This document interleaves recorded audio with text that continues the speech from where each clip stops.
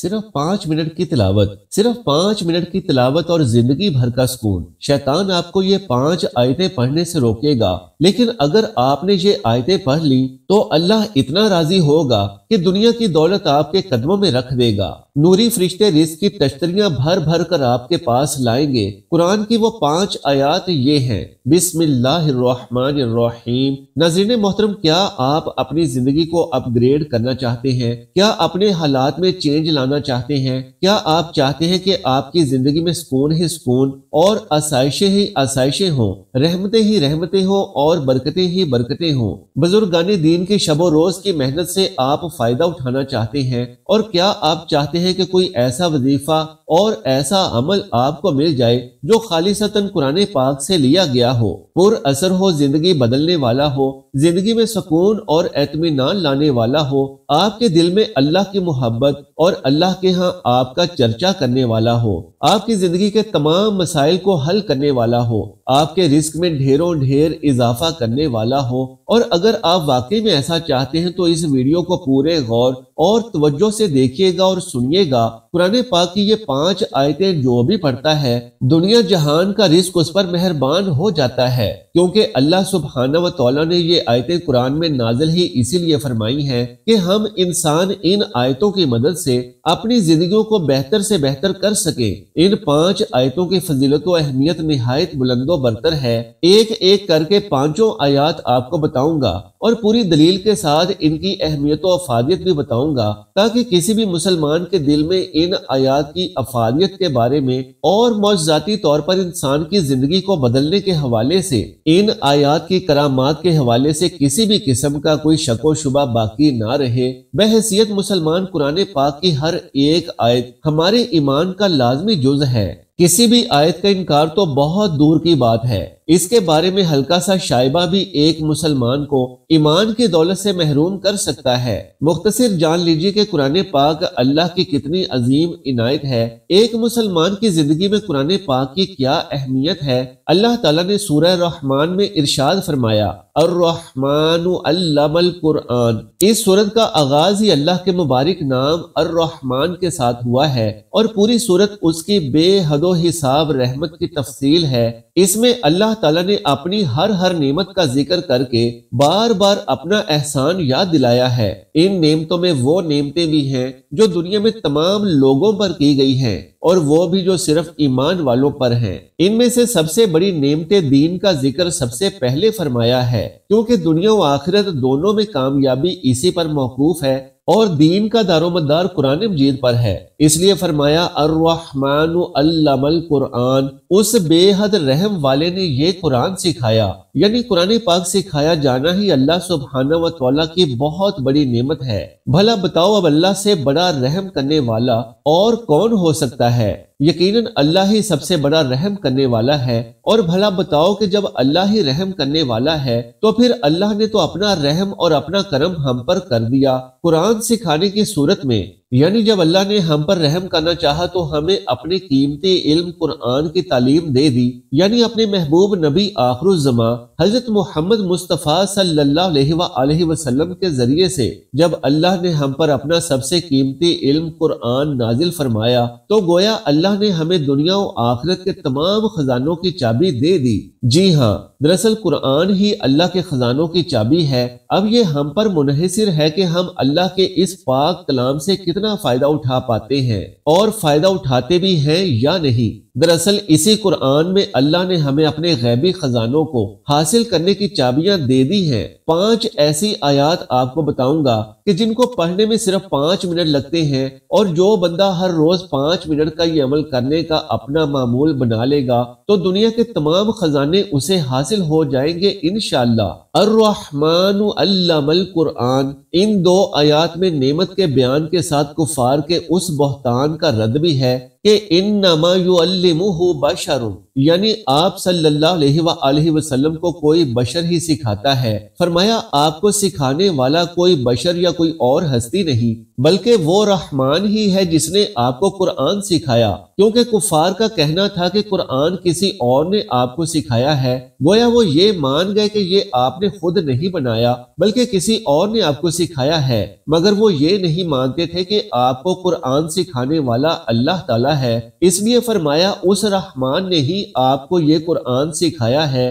اب سوچنے کی بات یہ ہے کہ اللہ نے انسان کو قرآن کا علم کیوں سکھایا؟ تو اس کا جواب یہ ہے کہ اللہ خود چاہتا ہے کہ انسان کے پاس اس کی نعمتوں والے خزانوں کی چابی آ جائے تاکہ لوگ اللہ کی نعمتوں کو زیادہ سے زیادہ حاصل کر پائیں۔ علماء کرام اور بزرگان دین نے بڑے بڑے وظیفے اور عملیات کیے ہیں، اور یقیناً قرآن کا ایک ایک حرف اللہ کی عطا ہے، لیکن آج کی اس ویڈیو میں قرآن پاک کی 5 مختصر ترین آیات بتائیں گے کہ ان آیات کو بتائے گئے طریقے سے پڑھنے سے اللہ پاک اتنا راضی ہوگا کہ دنیا جہان کے خزانوں کے منہ آپ کے لیے کھول دے گا۔ ان 5 آیات کا عمل روزانہ کرنے والے پر اللہ کی عنایتیں اور مہربانیاں نچھاور ہونے لگیں گی۔ مٹی میں ہاتھ ڈالے تو سونا بن جائے گی۔ جس کام کا آغاز کرے گا کامیابی سے ہمکنار ہوگا۔ جو دعا کرے گا، جو خواہش کرے گا، اللہ کے غیبی خزانوں سے وہ عطا ہو جائے گی۔ مال و دولت، اولاد، اچھے رشتے، دنیا کی آسائشیں، صحت و تندرستی، سکون و راحت، اطمینان قلب، الغرض ہر طرح کے رزق سے مالا مال ہو جائے گا۔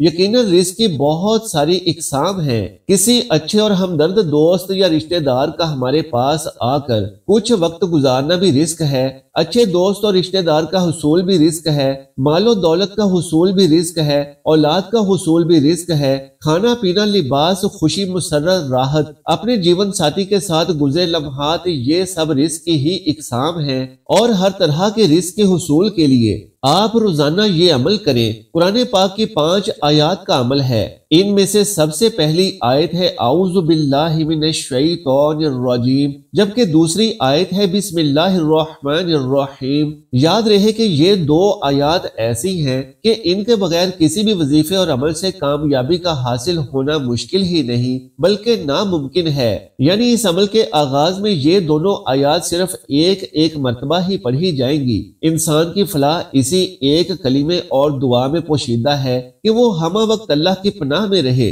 اور جب بھی کوئی عمل کرے تو شیطان کی دست برد سے بچا رہے۔ قرآن و احادیث میں اعوذ باللہ من الشیطان الرجیم پڑھنے کے فضائل جہاں بیان کیے گئے ہیں، وہاں انسانوں کو سمجھایا گیا ہے کہ جو بھی اعوذ باللہ من الشیطان الرجیم پڑھتا ہے اللہ اس کی حفاظت فرماتے ہیں۔ نماز میں اونچی پڑھا جائے یا دل میں، اعوذ باللہ من الشیطان الرجیم پڑھنا لازم ہے تاکہ نماز میں وسوسوں سے بچا جا سکے۔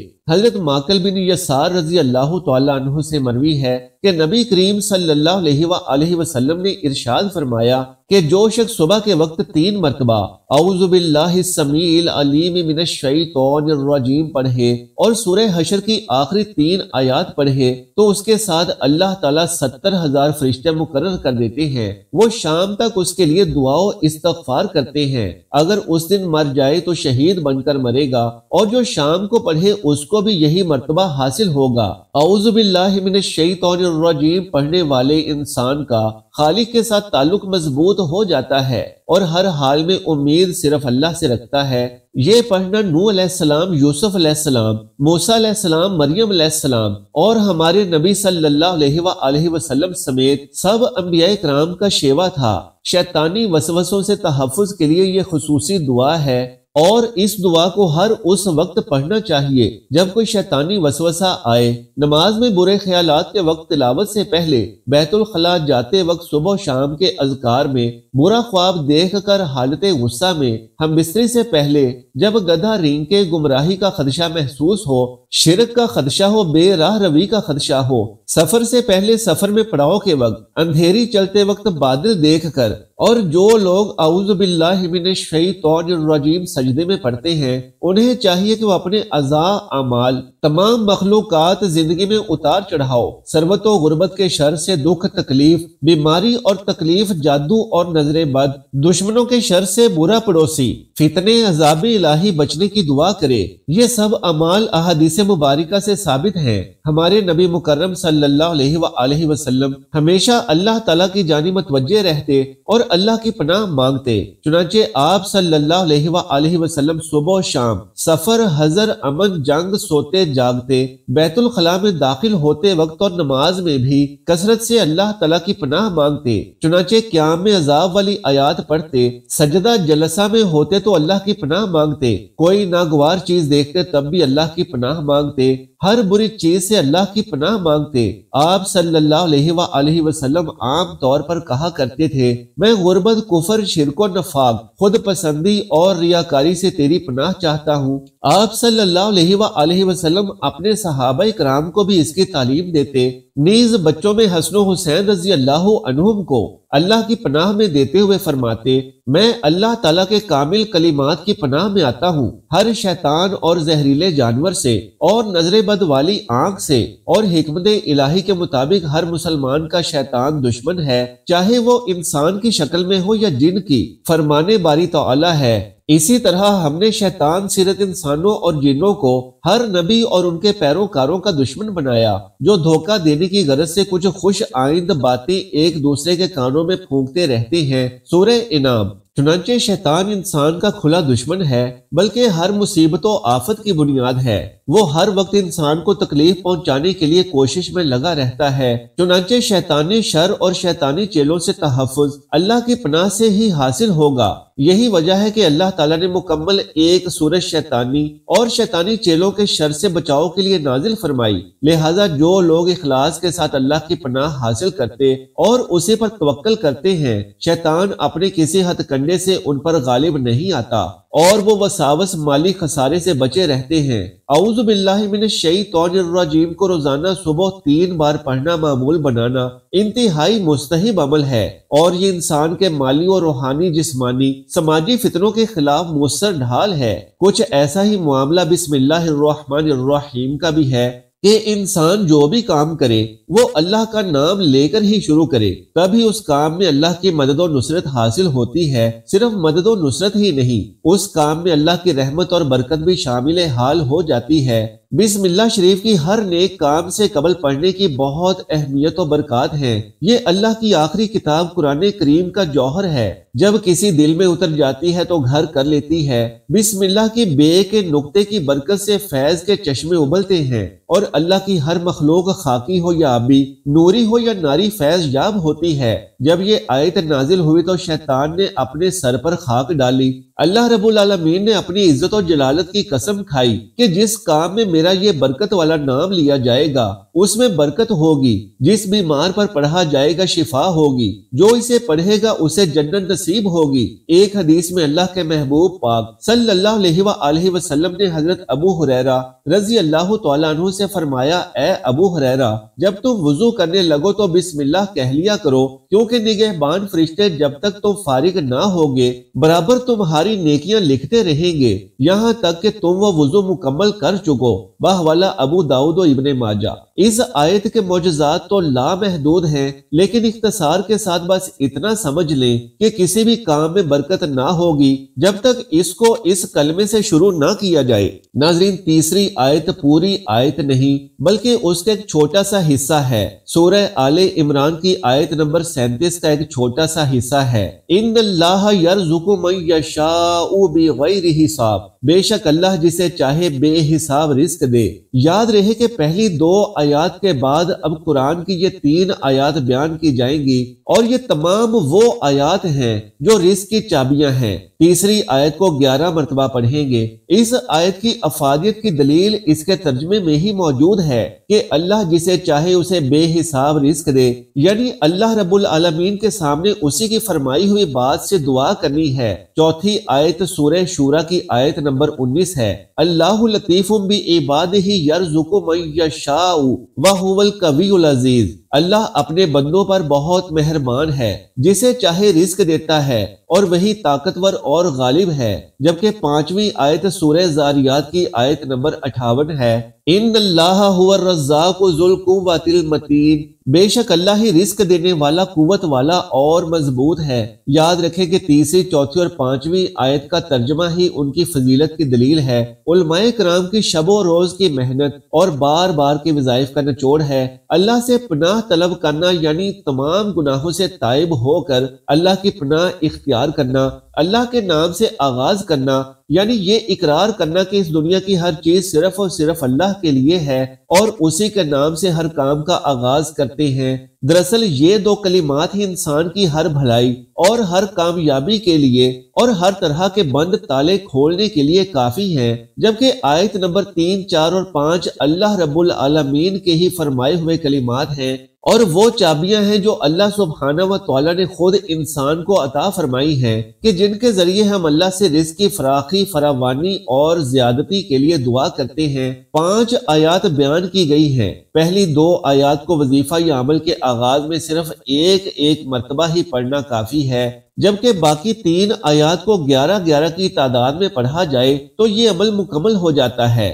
یاد رکھیں کہ کوئی بھی عمل اور کوئی بھی وظیفہ اور کوئی بھی دعا نبی مکرم، نبی آخر الزمان حضرت محمد مصطفیٰ صلی اللہ علیہ وآلہ وسلم کی ذات با کمال پر درود و سلام کے بغیر نامکمل ہے۔ اول و آخر درود پاک ضرور پڑھیں۔ چند ہی دن کے عمل سے جب نتائج آپ کے سامنے آئیں گے تو خوشگوار، حیرت، سکون، اطمینان، خوشی و مسرت سے آپ کا دل و دماغ معطر ہو جائے گا۔ یہاں یہ بھی بتاتے چلیں کہ علماء کرام اور عاملین کا بتایا ہوا یہ وظیفہ بیش بہا اور قیمتی عمل ہے، اور بہت ساری کتابوں کے اوراق کا مطالعہ کرنے کے بعد یہ عمل آپ تک پہنچانے کا ذریعہ ہم بنے ہیں۔ دل کی گہرائیوں سے اس عمل کو اس یقین اور اطمینان کے ساتھ کیجئے کہ خالصتاً قرآنی آیات پر مشتمل عمل ہے۔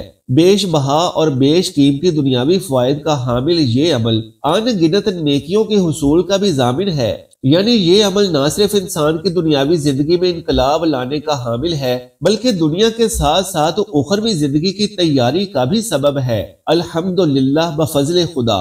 علماء کرام نے اس عمل کا طریقہ یہ بتایا ہے کہ اس عمل کو روزانہ رات کی نماز یعنی نماز عشاء کی ادائیگی کے بعد اور نماز فجر کی ادائیگی کے بعد کر لیا جائے تو انشاءاللہ بفضل خدا انسان کے شب و روز یعنی دن اور رات اللہ کی رحمتوں کی بارش میں مستفید ہونے میں گزرنے لگیں گے۔ ہر طرح کا رزق انسان پر نچھاور ہونے لگے گا، اور بیش بہا نیکیاں جو اس عمل کو سر انجام دینے والے کے نامہ اعمال میں لکھی جائیں گی وہ سونے پر سہاگا ہیں۔ اللہ رب العالمین سے دعا ہے کہ نیکی کی بات کو سننے، سمجھنے اور اس پر عمل کرنے کی طاقت و توفیق مرحمت فرمائے۔ میرا سنانا اور آپ کا سننا اپنی بارگاہ میں قبول و منظور فرمائے، آمین یا رب العالمین۔ محترم ناظرین، حصول برکت کی خاطر اللہ سبحانہ و تعالیٰ کا کوئی سا بھی ایک خوبصورت نام نیچے کومنٹ باکس میں ضرور تحریر فرماتے جائیں۔ جزاک اللہ خیرن کثیرا۔ اللہ ہم سب کا حامی و ناصر ہو۔